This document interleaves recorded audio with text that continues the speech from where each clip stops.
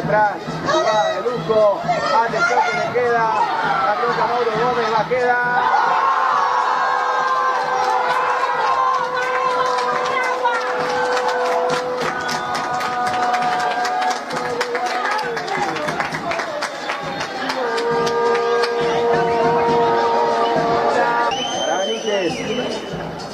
Benítez que toca, atención que se metió, guarda que pueda venir, golazo.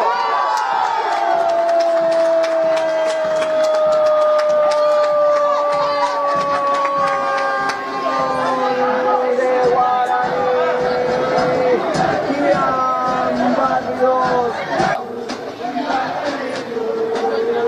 33 minutos del primer tiempo.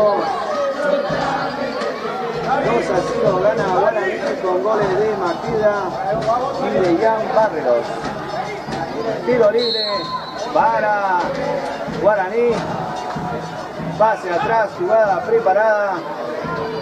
Le quedó a Machado que le va.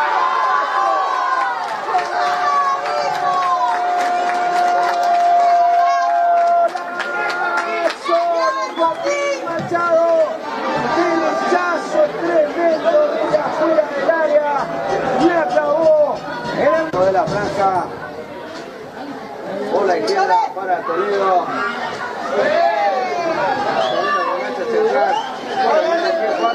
Mauro Gómez.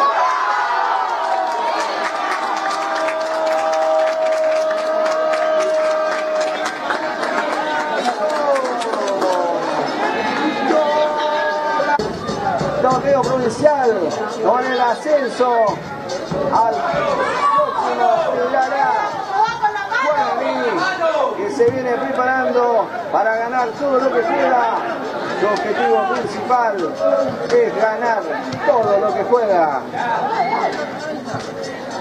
Se viene de la Cruz por la derecha, este muy buen jugador que tiene el equipo. La pelota le quedó, golazo, gol.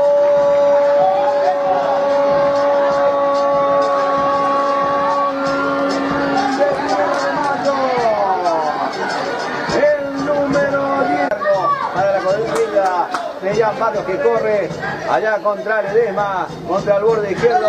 Empujan, mejor se quedan, la recuperan con Toledo, Toledo que abre para Rojas, Rojas que le va a pegar, rebota de defensa, la pelota le queda, la meta Gómez, rebota, Jan Barrios.